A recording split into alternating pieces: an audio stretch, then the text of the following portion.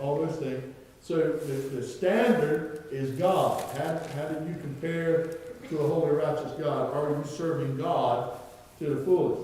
Paul says, it's a small thing that I should be judged of you or man's judgment. Yeah, I judge not my own self.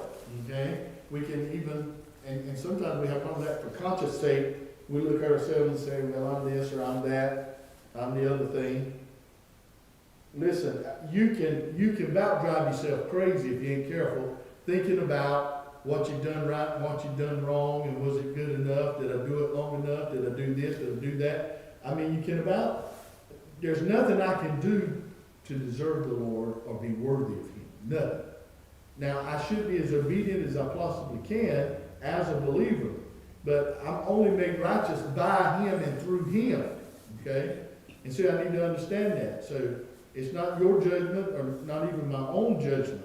For I know nothing by myself, yet am I not hereby justified, but He that judges me is the Lord. Right? So should I be more concerned about what I think of myself or what you think about me or what the Lord thinks about? So I need to be thinking about Him. I have set people at variance against myself by the way I preach and things I bring up. Well, and it's not my preaching, it's not my words. I just didn't fail to sugarcoat them, I guess. I just brought them out like they were wrote. And so people get offended by that. Well, that's okay. It really is. People need to understand that. And someone say, oh, that's terrible, that's offensive, that's this, that. Well, I'm sorry that it is that way. It's not my intent to hurt people. It is my intent through the preaching of the gospel that people would realize whether they're saved or lost. And if they are lost, that they would be saved. And if they are saved and have sin in their life, that they would confess that sin, that they'd be in a right relationship with the Lord. I can tell you, I have borne it myself by preaching. Right? You read me, you're preaching, and the Holy Spirit convicts me during that same process. That's a good thing. That's a good thing. Because I have no lofty ideas of who I am. I know exactly who I am. I'm a sinner saved by grace, right? Just an old country boy from Matty Farm Road. That's who I am, right? I ain't nobody, but I'm God's child because God saved me, okay? So it's all about Him. It's not about us anyway, it's about Him. Therefore, judge nothing before the time. We just don't know, do we? It's amazing what the Lord's going to do is He's going to reveal it all. Everything that was in a dark corner or in a closet, the Lord's going to reveal it all. Can't run from that, can you?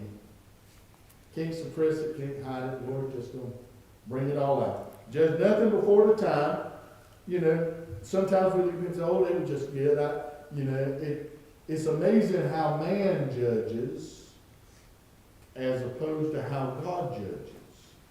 Now listen, God's judging by the blood. Okay? If He doesn't see the blood, then there's pure solid judgment. And in John it says, and then the wrath of God's poured out. Right? He that hath not the Son hath not life, and then the wrath of God's poured out. Okay? So that's a bad situation. Now, if we have the Son, if we are born again, then how does God judge? Okay? He's dealing with us as dear children, His children, who have been made righteous through and by the death of His Son. And He does chastise us, right? Because He wants us to do the right thing, as we would our children. But it's completely out of love when He does what He does. Okay?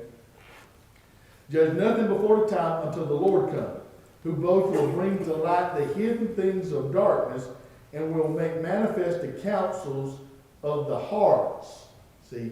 Now, what He's dealing with in this church is people clicking up together, and there's difference. You got the left side of the church and the right side of the church. You got the front of the church where nobody sees, and then you got the back of the church where everybody wants to